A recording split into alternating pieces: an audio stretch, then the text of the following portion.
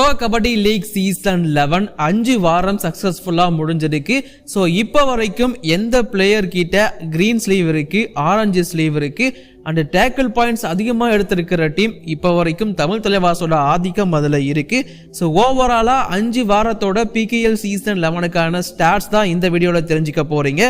Overall ஸ்டாட்ஸும் நான் சொல்றேன் இந்த வீடியோவில் உங்களுக்காக. ஸோ இப்போ வாங்க வீடியோக்குள்ள போகலாம். சார் ஒரு நிமிஷம் சார் ஒரே ஒரு 1 நிமிட்டுங்க. Hello every friends, 1 minute please. So friends, pro kabaddi league season 11 raid பாயிண்ட்ஸை பொறுத்த வரைக்கும் ஓவராலா இது வரைக்கும் 2677 ரைட் பாயிண்ட்ஸ் எடுக்கப்பட்டிருக்கு. அதுல ஒட்டுமொத்தமா 82 சூப்பர் 10 அப்படிங்கிறது அடங்கும். அண்ட் அது மட்டும் இல்லாம 740 டூ ஆர் டை ரைட் பாயிண்ட்ஸும் இதுல வந்து எடுக்கப்பட்டிருக்கு. அண்ட் ஓவராலா போனஸ் பாயிண்ட்ஸ் அப்படின்னு பார்க்கும்போது 739 போனஸ் பாயிண்ட்ஸ் எடுத்திருக்காங்க. அதுல 72 சூப்பர் ரைட்ஸும் இருக்கு அப்படிங்கறத சொல்லியிருக்காங்க.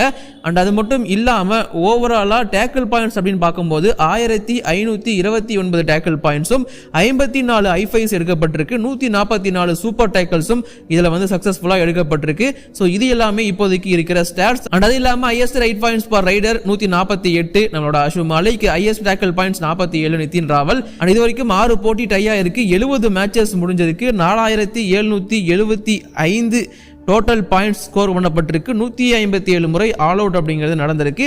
இது இப்போதைக்கு இருக்கிற ஸ்டாட்ஸ் மட்டுமே தான்.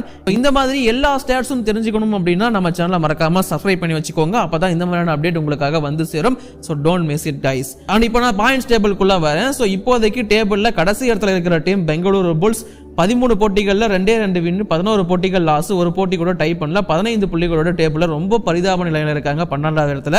11வது இடத்துல குஜராத் ஜெயண்ட்ஸ் 11 போட்டிகள்ல 2 வின், 8 லாஸ், ஒரு 15 புள்ளிகளோட இப்போதைக்கு 11th பிளேஸ் இருக்காங்க. கம்பேர் டு பெங்களூர் புல்ஸ் 2 போட்டி கம்மியா ஆடி இருக்காங்க அப்படிங்கிறது கூடுதலான விஷயம். 10வது இடத்துல பெங்கால் வாரியர்ஸ் 11 போட்டிகள்ல 3 வின், 6 லாஸ், 2 டை, 24 புள்ளிகளோட டேபிள்ல 10th பிளேஸ்ல இருக்காங்க. அதுக்கப்புறமா தமிழ் தலைவாஸ் 12 போட்டிகள்ல 4 வின், 7 லாஸ், ஒரு டை, 28 புள்ளிகளோட டேபிள்ல 9வது இடத்துல இருக்காங்க. இவங்களோட நிலைமையும் கொஞ்சம் பரிதாபமா தான் இருக்கு. பட் பிளே ஆஃப் போறதுக்கான வாய்ப்பு இருக்கு. என்ன பண்றாங்க பொறுத்திருந்து பார்ப்போம். 8வது இடத்துல யூபி யோதாஸ் 11 போட்டிகள்ல 5 வின், 5 லாஸ், ஒரு டை, 33 புள்ளிகளோட இருக்காங்க. 7வது இடத்துல ஜெய்ப்பூர் பிங்க் பந்தர்ஸ் 11 போட்டிகள்ல 6 வின், 4 லாஸ், ஒரு டை, 35 புள்ளிகளோட இருக்காங்க. 6வது இடத்துல புனேரி பல்டன் 11 போட்டிகள்ல 5 வின், 3 லாஸ், 3 டை, 37 புள்ளிகளோட இருக்காங்க. 5வது இடத்துல பட்னா பைரட்ஸ் 11 போட்டிகள்ல 7 வின், 4 லாஸ், ஒரு டை, 40 புள்ளிகளோட இருக்காங்க.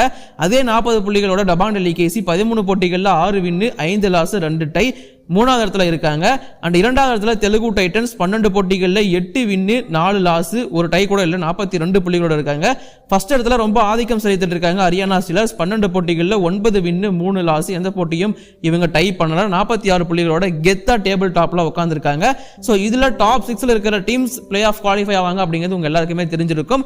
பட் எல்லாரும் போவாங்களா போக மாட்டாங்களாங்கிறதெல்லாம் நமக்கு தெரியாது. வெயிட் பண்ணி பாருங்க. இல்ல நீங்க தெரிஞ்சுக்கணும்னு நினைச்சீங்கன்னா இதை பத்தி தனியா மிட் சீசன் அனலைசிஸ் சொல்லி வீடியோ போட்டிருக்கோம். இன்னும் பார்க்கலாம், போய் பார்த்துட்டு வந்துருங்க. அதுல டீடைலா உங்களுக்கு தெரியும். இப்போ நான் டாப் 10 ரைடர்ஸ் விஷயத்துக்குள்ள வரேன். சோ 10th பிளேஸ்ல இருந்து போறேன். 10வது இடத்துல விஜய் மாலிக் இருக்காரு. 12 போட்டிகள்ல 79 ரைட் புள்ளிகள். 9வது இடத்துல பரத்துடா இருக்காரு. 11 போட்டிகள்ல 82 ரைட் புள்ளிகள். 8வது இடத்துல வினய் இருக்காரு. 12 போட்டிகள்ல 84 ரைட் புள்ளிகள். 7வது இடத்துல அயன் இருக்காரு. 11 போட்டிகள்ல 87 ரைட் புள்ளிகள். 6வது இடத்துல பவன்குமார் ஷெராவத் 9 போட்டிகள்ல 92 ரைட் புள்ளிகள்.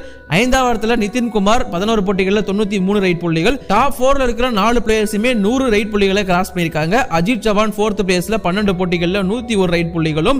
3வது இடத்துல அர்ஜுன் தேஷ்வால் 11 போட்டிகள்ல 115 ரைட் புள்ளிகளும். 2வது இடத்துல தேவாங் 11 போட்டிகள்ல 131 ரைட் புள்ளிகளும். ஃபர்ஸ்ட் பிளேஸ்ல ஆஷு மாலிக் 148 ரைட் புள்ளிகளும் எடுத்திருக்காங்க.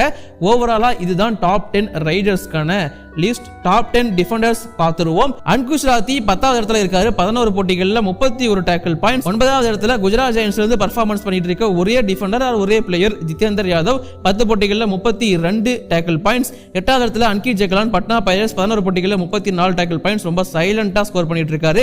6வது இடத்துல டேபிள் டாப்ல இருக்கிற டீமோட ரைட் கார்னர் பிளேயர் ராகுல் சேத்பல் ஹரியானா ஸ்டீலர்ஸ் 12 போட்டிகள்ல 36 டேக்கிள் பாயிண்ட்ஸ்.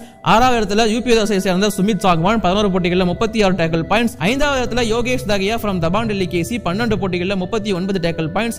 மூணாவது இடத்துல முகமது ரெசா சடுலி சியர்னே 12 போட்டிகளில் 42 டேக்கல் பாயிண்ட்ஸ் ஃப்ரம் ஹரியானா.